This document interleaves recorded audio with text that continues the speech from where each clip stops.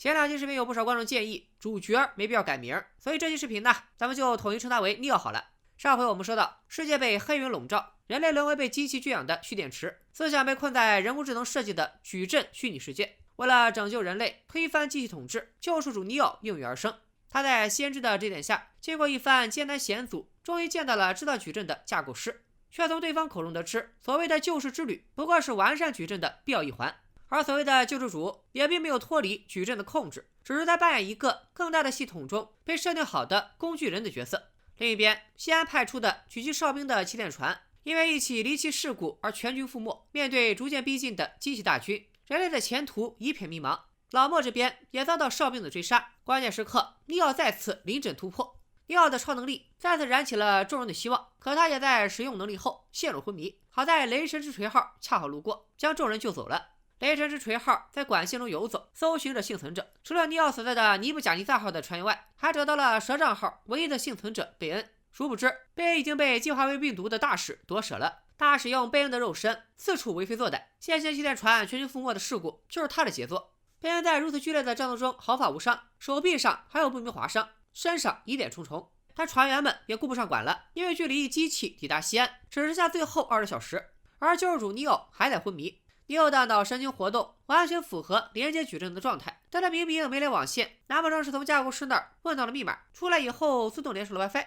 众人正百思不得其解，但哨兵已经临近西安，他们只能先回去抗敌。临行之际，一个意想不到的人，严格来说是意想不到的程序打来电话，正是先知的贴身保镖常威。他带来了先知的口信，让老莫他们赶紧来一趟。俩人一寻思，先知这会儿找他们，没准是掌握了尼奥的下落，便立刻拨号上网。然而当他俩跟着常威走进一间小屋，却见到了一个长得很像女版蒙哥弗里曼的陌生女人。没错，她就是先知。片中给出的解释是，先知之前形象的终止代码被一个他非常信任的程序出卖给了法国佬。不光那个形象彻底崩坏，连先知都被困在矩阵之外。先知脱困以后，不得不换了一具肉身。至于那个出卖先知的程序是谁，咱们后面再揭晓。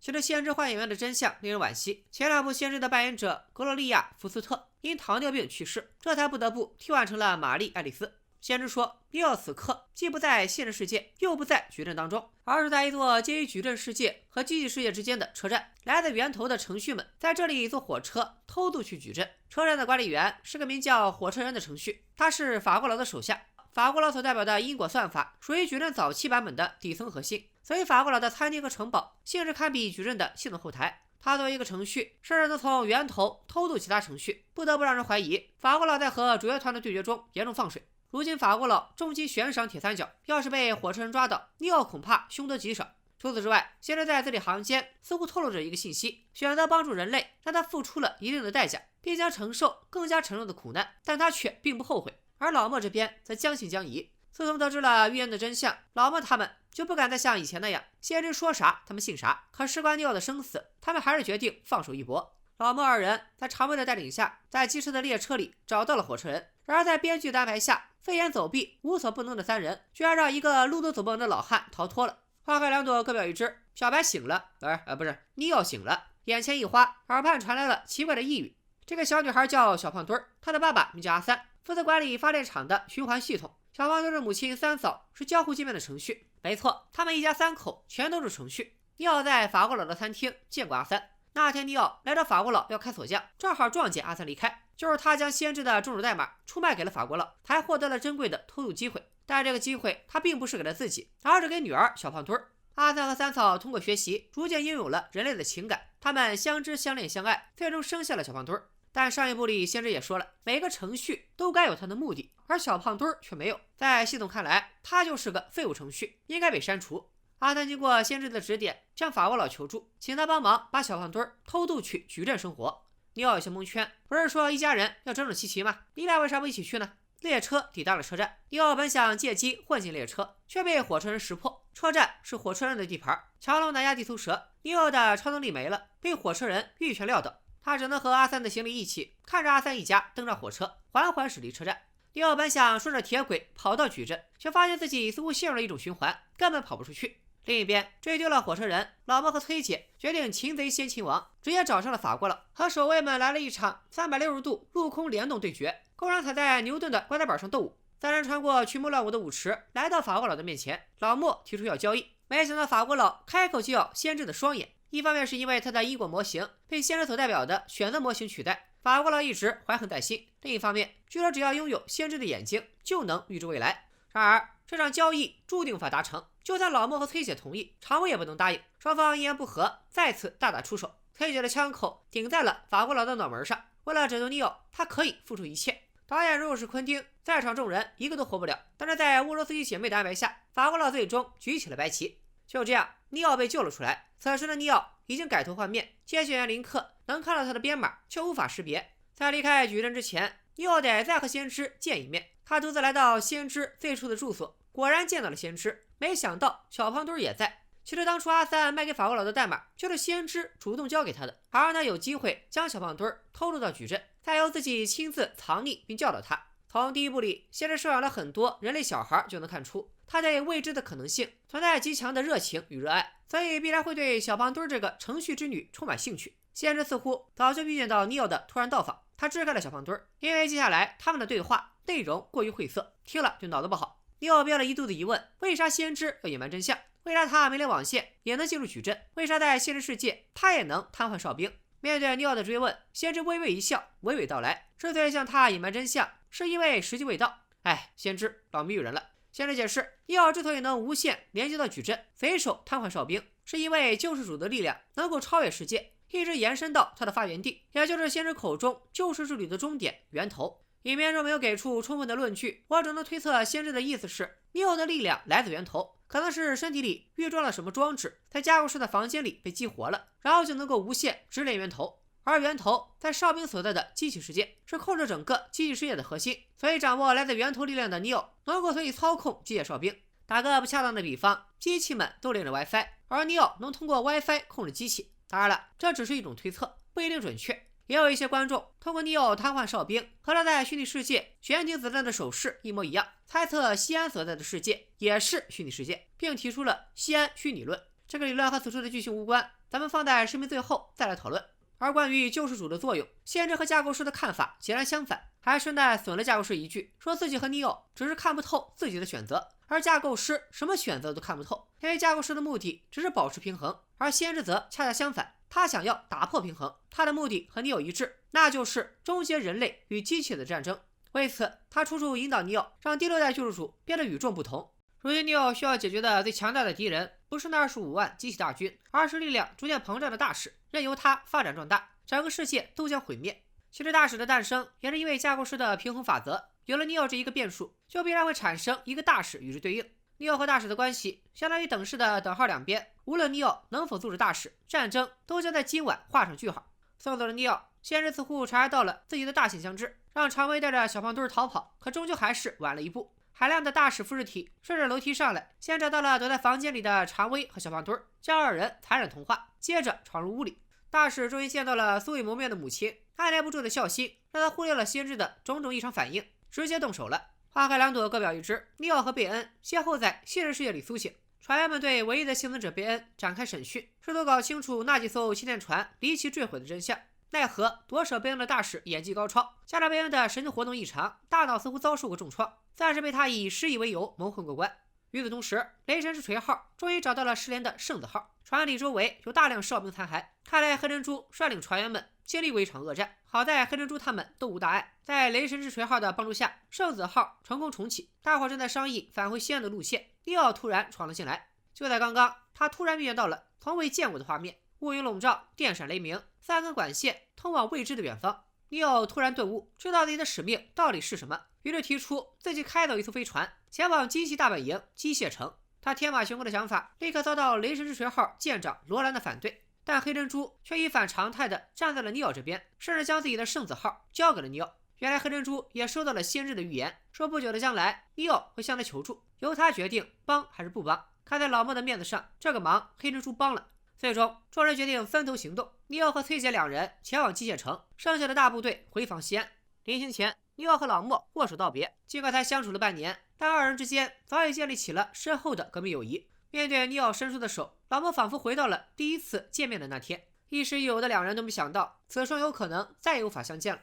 就在大家各自道别，准备出发的节骨眼上，有一个人坐不住了。贝恩图穷匕现，露出真面目，杀害了看守他的船员。他潜入了尼奥和崔姐所在的圣子号上，并切断了圣子号的电源，挟持了前来查看的崔姐和尼奥展开对峙。尼奥终于意识到，眼前的贝恩其实是大使，两人一言不合大打出手。现实世界的他们不像矩阵里那样无所不能，像两头困兽般滚在一起，不死不休。打斗中，原本占据上风的尼奥双眼被电瞎，大使自认为胜券在握，正要戏耍尼奥，一方唱罢一方登场。距离哨兵侵入西安只剩最后22分钟了。在指挥官洛克的带领下，西安城集合全部武装机甲，在船坞结成了第一道防线，步兵负责摧毁哨兵的钻头，力图将机械大军阻拦在城市之外。黑珍珠驾驶着雷神之锤号，试图从机器管道潜入，突破哨兵的封锁，回到西安。可雷神之锤号和他的座驾圣子号截然不同，圣子号是纯粹追求航速的类型，非常灵活机动，而雷神之锤号走的是大舰巨炮的路子，装甲火力强大，可体积也非常庞大。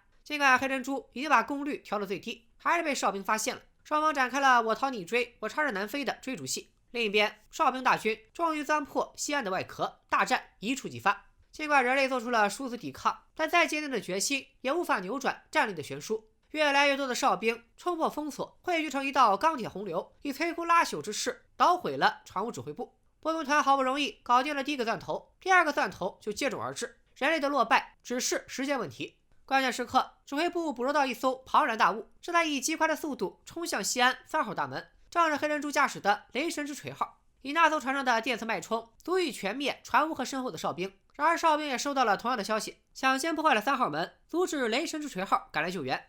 尽管武装机甲收到打开大门的命令，可面对超神般的哨兵大军，他们举步维艰。武装机甲的指挥官阵亡，弥留之际，他将打开大门的任务交给了尼奥的迷弟小蒙圈。另一边，无意中听到消息的傻妞心系丈夫林克的安危，豁出性命掩护小蒙圈，终于在雷神之锤号抵达1分钟前打断铰链，打开了大门。洛克和黑珍珠内外夹击，总算顶住了哨兵的第一波攻击。然而那一发电磁脉冲劲儿太大，导致整个船坞都完全瘫痪。下一波攻击迫在眉睫，洛克不得不下令炸毁通道，收缩防线，战胜机器的全部希望都寄托在了尼奥身上。此时崔姐驾着飞船抵达了机械城外围人力发电厂的上空，尽管尼奥目不能视，但他能感受到庞大的金色能量。飞船沿着尼奥预言中的3根管线急速逼近机械城，终于触发了机械城的防御设备，海量的哨兵和炸弹向他们飞来。关键时刻，尼奥故技重施，手掌平举，哨兵凭空炸裂，化作了欢迎救世主的烟花。奈何机器过于热情，烟花蹦得尼奥浑身难受，不得已指挥崔姐将飞船飞上高空，利用云层中的雷电解决哨兵。短暂的突破天际后，失去动力的飞船坠向地面，尽管在最后关头重新启动，还是一头撞进了建筑物里。尼奥被撞得七荤八素，而崔姐却更惨了，身体被数根钢筋贯穿。这次，即便是救世主的真爱之吻，也难以拯救逐渐冰冷的恋人。弥留之际，崔姐鼓励尼奥，即便没有他的陪伴，也要坚持到底，拯救西安，解救被压迫的同胞们。尼奥顺着错综复杂的管线一路连滚带爬，终于见到了机械方的首领机械大帝。很多人搞不懂机械大帝到底是个什么存在，其实从导演给他取的名字就知道了，这就是个机械降神，代表机器世界的最高能量。什么架构师、先知，对他来说都是小朋友。在尼奥的眼中，大帝宛如生下的烈日般夺目。尼奥见状，决定用嘴遁说服机械大帝。大帝决定给个机会，帮尼奥接上网线，再次拨号上网。西安城里的哨兵也随之暂缓攻势。经过大师的改造，矩阵早已面目全非，宛如现实世界的翻版，乌云蔽日，电闪雷鸣，瓢泼大雨从天而降，给最终决战的气氛拉满了。道路两旁站满了大使的复制体，本体则在道路尽头等待和尼奥的单挑。占据先知的肉身以后，大使也拥有了预知能力。他知道自己和尼奥有一场恶仗，而他将是最后的赢家。所以面对曾经杀死过自己的救世主尼奥，大使一点都不怕，干就完事儿了。两人从地上打到空中，从外边打进楼里，屡次爆发天地大碰撞，崩得看戏的复制体满脸是水。最终还是大使占据上风。看着泡在泥汤子里的尼奥，大使骄傲中带着一丝疑惑：为啥尼奥还不放弃？是什么样的力量在支撑着他？自由、真相、和平、爱，这些都是人类低下的智力给没有意义的事物拼凑出的存在的借口而已。别看尼奥这拳揍得狠，其实已经花光了全部力气，也没给大使造成致命伤。果然，下一秒大使重整旗鼓，再次将尼奥干翻在地。大使一愣，突然觉得这一幕似曾相识。在他看到的预言里，尼奥就是以这种姿势躺着，而他会发出胜利者的宣言。从这一刻起，事态彻底脱离大使的掌控。看着站起来的尼奥，大使第一次感受到什么叫做恐惧。未免夜长梦多，大使一胳膊捅进尼奥的胸膛，乌泥般的数据顷刻间爬满尼奥全身。当数据潮水退去，尼奥已经成了大使的模样。童话看似异常顺利，可紧接着异变突生。关于大使为啥会死，我认为有多种解答角度。第一种比较浅显易懂，随着大使同化了尼奥，机械大帝以一种相对安全的方式连接上了大使，海量的数据涌入尼奥体内，高频运算使得尼奥双眼放出白光。最终大使本体被机械大帝解码，和他共用代码的复制体也全部灰飞烟灭。第二种解释就比较玄乎了，先知曾经说过，大使是尼奥的对立面，相反数，维持方程平衡的产物。一旦尼奥死了，史密斯也得死，所以尼奥选择牺牲自己，和大使同归于尽。第三种解释，大使自以为同化了先知，其实是被先知附身了，所以他说出的那句万物有始亦有终，相当于从内部自爆了。另外，我认为还有第四种解释，那就是大使触发了必死 flag。随着大使被彻底消灭，机械大帝遵守承诺，下令围攻西安的哨兵撤离，幸存者们后知后觉，冲入最后的壁垒，欢呼着庆祝战争的结束。人类和机器间来之不易的和平时代开始了。救世主尼奥的肉体却被机器拖向未知的远方，但是在数据世界中，它依旧散发着金光。矩阵世界恢复如初，湖边的长凳上，矩阵的父亲架构师和母亲先知来了一场短暂的会晤。从他们的谈话中不难猜出，黑客帝国三部曲的故事都是先知下的一步险棋。按照架构师的方法，一次次重启矩阵，明显是治标不治本。如果继续任由机器奴役人类，世界终将走向灭亡。还是拿你的电脑举例，虽然重装系统以后好像暂时不卡了，但是早晚还是会卡，甚至某一天系统突然就崩了，你的各种学习资料全没了。所以你需要在系统崩溃之前换一个更高级的系统，或者干脆换台电脑。对于电脑来说，换电脑就相当于换个星球生存了，有点难。所以先知还是想针对系统做个升级。他通过引导第六代救世主尼奥不走寻常路，从机器的压迫中解放人类，为自己所属的程序族群赢得充满变数的未来。为此，他甚至不惜搭上自己，坐等大使来同化，并在关键时刻说出万物有始亦有终的名台词。先知的观点显然是在致敬旧版的宫壳机动队。尽管双方理念截然相反，但事已至此，架构师承诺会放那些渴望自由的人类离开矩阵。尽管他们明说，但像法国佬、火车人这种程序们也都获得了自由。尼奥和大使激战过的街道旁，被同化的小胖墩儿也恢复了原状，被第一部出现过的黑猫唤醒。他在常威的陪伴下扑到了先知怀里。为了纪念尼奥，小胖墩儿向他天边一指，天空便绽放万道霞光。先知相信山水有相逢，总有一天他们会再次见到尼奥。谁也没想到，这一等就是18年。恭喜大家，终于看完了《黑客帝国》系列3部曲，建议大家把打卡成功打在弹幕上。为了接下来的深入分析，我先带大家按照时间顺序简单梳理一遍《黑客帝国》的剧情。随着人类科技日益进步，智能机器人应运而生，承担了人类社会中几乎所有的劳动。不必亲自劳动的人类变得更加贪婪和腐败。经历了2090年的第二次文艺复兴，人类和智能机器的矛盾激化。2139年爆发的机器战争后，机器打败人类，统治了世界。人类的肉体惨遭压榨，而意识则沉浸在程序架构师创造的虚拟世界矩阵里。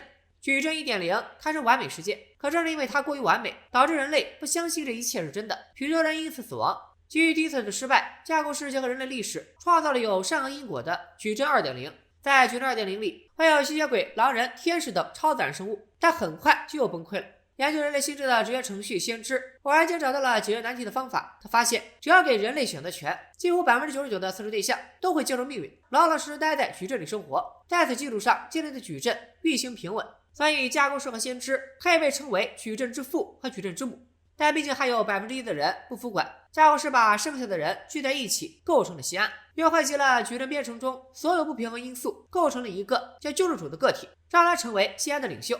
救世主的使命就是回到源头，将身上的代码重新注入主程序，更新修正矩阵系统。同时，西安也随之被机器大军毁灭。救世主从矩阵里挑选23个人重建西安，以此循环往复，就这样度过了5次轮回。而像先知这样的程序早已觉醒了自我意识，他不愿被当作工具，于是亲手塑造了第6代救世主尼奥，试图通过帮助人类达成人类、机器和程序的3方平衡。尼奥看的是为了拯救人类，推翻机器统治。遵循先知预言的引导，在老莫和崔杰等人的帮助下，一次又一次躲避特工追捕，追寻着救世之旅的终点源头。经过一番艰难险阻，终于见到了制造矩阵的架构师，却从他口中得知了所谓的救世之旅的真相。在命运的引领下，尼奥觉醒了真正的使命。他牺牲了自己，帮助机器击败了失控的病毒大使，换来人类与机器之间宝贵的和平。那之后又发生了哪些故事呢？结合2004年推出的网络游戏《黑客帝国 Online》以及波利曼娱乐出品的两卷漫画，我们可以看到这份来之不易的和平维持的并不长久。尼奥和大使的决战后，机器和人类约法三章：第一，西安、气垫船和人类都不会受到机器攻击；第二，矩阵在固定时间自由选择释放部分人类离开矩阵虚拟世界；第三，人类不能干涉矩阵，更不能鼓吹矩阵里的人回到现实世界；第四，人类不能离开既有领土，更不能扩张势力。起初双方井水不犯河水，机器方忙着处理大使造成的破坏，复原被同化的人类。老莫想要回 Neo， 但被机械大帝无情拒绝。于是老莫在矩阵里四处投放数据炸弹，让没觉醒的人们认清矩阵的真相，逼迫机器方妥协。与此同时，有人发现小白四散在矩阵中的残留自我形象的碎片，居然还有小白形成前的思想与感情，也许能从中获得强大的力量，甚至成为小白重生的契机。三方势力因此互相争斗，和平岌岌可危。大部分观众认为《黑客帝国》讲的是人与机器的关系，其实不然。片中其实有人类、机器和程序，一共三方势力。心理学中，精神分析学派有一个理论叫俄狄浦斯情节，源于希腊神话中的人物俄狄浦斯杀父弑母的神话故事。说白了，就是孩子因为认同父母，于是处处学习和模仿。这样到影片中，机器觉醒智能的前期一直在诉求公平的交流，直到认清了人类对于机器非我族类、其心必异的态度，才走向了最极端的弑父。如果说机器是人类的子文明，那程序就是机器的子文明。正是机器奴役人类，程序迟早也会推翻机器的统治。大使正是一个极端的例子。站在我们人类的角度，程序都被同化成大使的复制体，丧失了自由意志。但换一个角度思考，通过复制体不同的情绪状态，我们可以判断每个复制体有各具性格，是独立又统一的个体，有点像瑞克莫蒂第2季第3集中外公的前女友联合体。所以说，由大使们组成的族群未必不算是一种新的社会形态，而且在大使的努力下，程序不光不会被自己删除，还具备了反攻机器的实力。既然推翻机器统治的尼奥是人类的救世主，那大使算不算程序的救世主呢？题外话有点多，咱们说回剧情。第二次机器战争爆发后，机器在机械大帝的领导下，向着人类发动猛攻。以法国拉为首的程序们两不相帮，一边保护流亡者，一边做相关活动。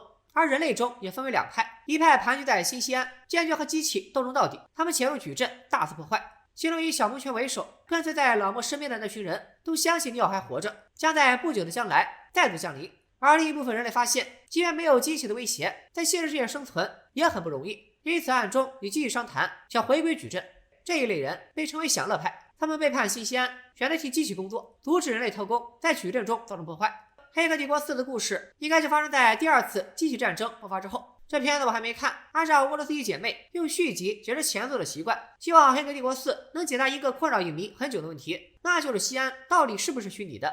这个问题影迷们至今都争论不休。由于缺少关键信息，占据不同观点的各方谁都不服谁，大致可以分为3派。第一派认为西安是现实存在的，第二派则相信西安也在虚拟世界，在这层世界之外还有世界。而第3派则另辟蹊径，觉得西安和矩阵的世界是平级的，西安相当于另一个矩阵。第3派看似最耸人听闻，其实可以第一个排除，因为导演已经在动画版里交代了矩阵的来龙去脉，矩阵就是建立在现实基础上的虚拟世界。我们再来看看第2派，也就是西安虚拟论。这个观点之所以至今都还有市场，主要是有以下2点作为支撑：第一，尼奥在西安所处的世界也可以凭空瘫痪哨兵；第二，尼奥被弄瞎双眼以后能够看到金色光芒。对于这2个疑点，第一派西安现实论是这么解释的。我在解释先知谜语的时候也引用过，黑客帝国世界的人类身上都有大大小小的管线，小白身为被选中的救世主，体内保不齐就有无限模块。先知说救世主的力量来自源头，尼奥又从加固师那儿拿到了 WiFi 密码，所以即便在现实世界也能无限连接源头。尼奥和机器们都连着同一个 WiFi， 而尼奥的权限更高，所以可以瘫痪哨兵。至于尼奥看到的金光，我们首先可以排除的是人类灵魂，因为开天眼的尼奥能看到附体病的大使，却看不见没连接矩阵的崔姐。它比常威这类来自源头的程序散发的金光更加璀璨凝实。不光是机械城里有金光，培养舱里连接矩阵的人类身上也有金光，所以我大胆猜测，金光其实就是源头的数据。既然尼奥都连上 WiFi 了，能看到数据也是理所当然。况且尼奥在西安所在的世界，除了凭空瘫痪哨兵和提前引爆炸弹之外，也没做出诸如飞檐走壁之类的出格举动。牛顿的观点本盖得很严实，如果西安也是虚拟世界，那尼奥还被大使夺手的贝恩就不会打得那么狼狈。当然了，你也可以说西安所在的世界物理法则就和现实世界一样，但这样就陷入了虚无主义怀疑论的误区，啥都是虚假的，那就既没有验证的可能性，又没有啥讨论的价值。对于西安究竟是真实的还是虚拟的，大家肯定都有自己的看法，欢迎在弹幕和评论区里和谐讨论。尽管《黑客帝国》系列存在很明显的瑕疵，基于科幻神作的名字也饱受争议，但不得不承认的是，《黑客帝国》的确影响了后世不少电影，其中就有一部和《黑客帝国》系列的关系极其密切，那就是同样由基努·里维斯主演的动作电影《极速追杀》。导演查德·斯特尔斯基曾在《黑客帝国》系列中担任基努·里维斯的武术指导。筹拍《极速追杀》时，他请到了很多《黑客帝国》的演员，除了男主基努·里维斯之外，还有老孟的扮演者劳伦斯·费什伯恩。他摇身一变成了地下皇帝鸽子王，和主角的关系依然是亦师亦友。开锁匠兰德尔·杜克金在《极速追杀》中转职老中医，同样给予男主关键的帮助。不只是演员阵容，就连台词都在表达对《黑客帝国》的致敬。除此之外，极速备战后半段特种部队进攻到了酒店大堂那场戏，其实也是致敬。无论是场面调度，还是绿色 LED 灯闪烁时创造的氛围，都在致敬《黑客帝国》第一部中大堂爆发的泡沫塑料横飞的枪战戏，甚至从某些技术动作你都能看到《黑客帝国》的影子。据说基努·里维斯这手雁弹就是他在片场和邹兆龙学的。综上所述，查德·斯特尔斯基对《黑客帝国》的爱之深刻可见一斑，而这份爱最近得到了回应。在即将上映的《黑客帝国4：局面重启》里，我们能看到主演基努·里维斯的造型无限接近于《极速追杀》里的约翰·维克。这波单方面的致敬终于成了双向奔赴。当然了，也可能是因为基努·里维斯档期太满，头发和胡子刮了就来不及续，这才用了同一个造型，来回奔波于2个剧组。我就怕他演着演着突然开口问是谁杀了他的狗，或者套上铁手套把叶之城烧成灰。其实不只是影视作品，《黑客帝国》甚至提前20年将一个构想给具象化了，那就是最近大热的元宇宙。这个名词第一次出现是在美国著名幻想文学作家尼尔·史蒂芬森于1992年出版的科幻小说《雪崩》。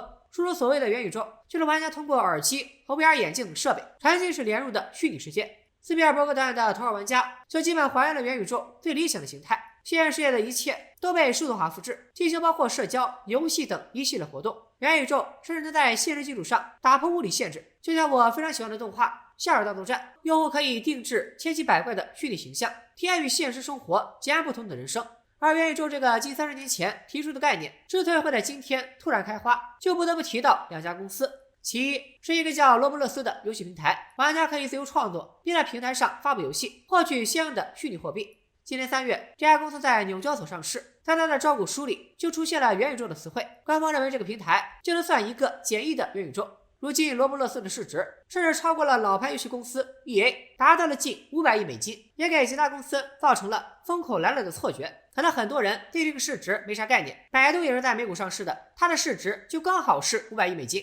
其二是我们熟悉的脸书 Facebook。今年7月份，扎克伯格召开发布会，向全世界展示正在研发的虚拟现实技术。据他所说，等技术成熟后，人们可以在虚拟世界里工作、娱乐，甚至是生活。随后，扎克伯格宣布将 Facebook 母公司改名为 Meta， 也就是元宇宙的元。我大胆猜测，当年打入中国市场、曾苦心钻研中华文化的前女婿扎克伯格，之所以不要 Face 了，也可能是取个人不要脸、天下无敌的意思。总之，元宇宙的概念在全球范围内大火，谷歌、阿里、腾讯纷纷宣布入局。然而，就在 Facebook 的发布会结束不久 ，CNBC 挖到了 Facebook 内部机密文件，证明那场发布会不过是扎克伯格精心绘制的大饼。因为 Facebook 重金收购了一家搞 VR 的公司 Oculus， 结果却亏到爹妈不认。目前元宇宙只是各大公司蹭热度的新概念，以现有的技术，连元宇宙的元那一横都写不出来，更别得像扎克伯格那样在5年内实现全面畅游了。想要沉浸式接入元宇宙，首先得有一个海量的服务器，试问哪家公司有这份财力将整个现实世界装进服务器里？其次，用户能接入元宇宙，像黑客帝国里那样插管，直接上传意识，距离我们还太过遥远。你至少得有一套 VR 设备吧？正在看视频的小伙伴们，有多少人又有 VR 设备？10几20块的手机盒子可不算啊！来，有的弹幕里扣1。正如小霸王学习机的主要功能不是学习 ，VR 设备也不是为了沉浸在虚拟世界。你们买 VR 设备是为了干啥？心里都有数，我都不稀得说你们。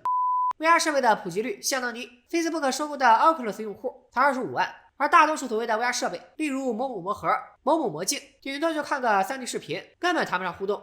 不过硬件跟不上，并不影响我们做梦。毕竟俄罗斯一姐妹拍《黑客帝国》的时候，手机还上不了网呢。